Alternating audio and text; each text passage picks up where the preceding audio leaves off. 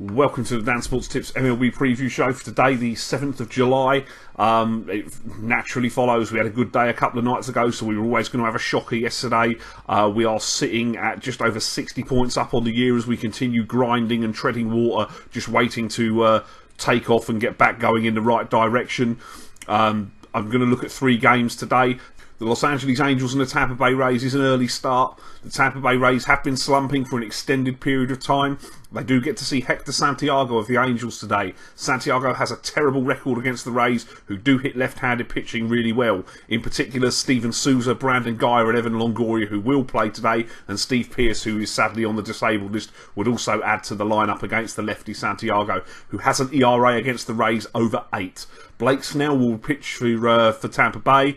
He has had some control issues in his starts since coming to the big league. He allows too many base runners, as evidenced by his 1.71 whip. He has averaged 3 runs per start over his last 3. The Angels bats have been hitting the ball well in the last 10 days, and the Rays bullpen, prior to some solid innings logged yesterday, has been something of a mess, allowing too many runs as well. So can't really take the Rays with that much confidence. As such, though, the game does look like it will make it to double digits. The over-under for total runs is set at 9. I will play the over, and I will chuck a point on Steven Souza to hit a home run and the Rays to win at 8-1, and Brandon Guyer to hit a home run and the Rays to win at 10s. The next game I want to look at is the Seattle Mariners visiting the reigning champs, the Kansas City Royals. The Royals were slumping on the road trip. They will hope to get some respite back at home, where they have got a much better record this year, going 27-11 on the year. James Paxton pitches for the visiting Mariners. It's a solid record against the Royals. He's pitched against them 2 times, 1-0 with a 2.16 ERA over those starts. He's been okay in the rotation, really, in the place of the injured Felix Hernandez. He's gone 2-3, 4.24 ERA is a little bit higher than you'd hope to see. The Kansas City bats haven't been firing lately, similar to an extended slump that they found themselves in at the start of the year, when they were amongst the lowest scoring teams in baseball through the early weeks of the season.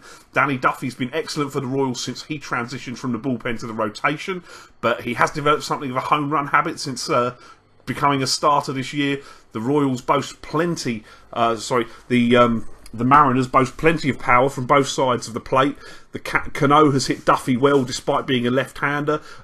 Nelson Cruz and Chris Iannetta as righties should also have some success in what is a pitcher's park. There are very favourable conditions forecast for right-handed power at Kauffman Stadium today. I will play the over as well here, because if Paxton does struggle against a team that hasn't been hitting and gives up a few runs, then I think 8 looks low. But the main bet on this game will be Seattle to beat the Kansas City Royals, because Paxton has only allowed sort of 3 home runs across his 7 starts in over 40 innings pitched, so I'm not sure that Kansas are going to be hitting him out of the yard that regularly today. So we will play Seattle to beat the Kansas City Royals on the road, and over 8 total runs in the game. And the other game I want to look at is the San Diego Padres visiting the Los Angeles Dodgers. Hyunjin Ryu will return to the Dodgers rotation, having missed over a season's worth of baseball. The Korean lefty hasn't pitched since the playoffs in 2014. That being, he did have a solid year that year. I think that was his first year in the majors as well since coming over. What we're going to get after such an extended absence is impossible to say, really.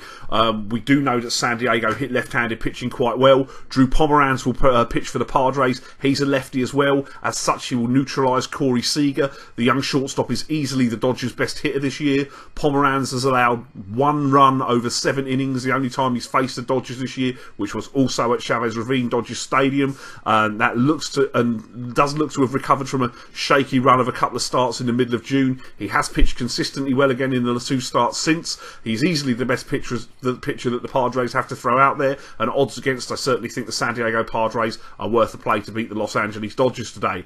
Those are the 3 I've got for you today. Maybe a couple more on Twitter. Don't forget to follow me at Dan Sports Tips on Twitter, just in case I do put any plays up on there later on. That's all I have for you today. Best of luck if you're having a play. Play ball.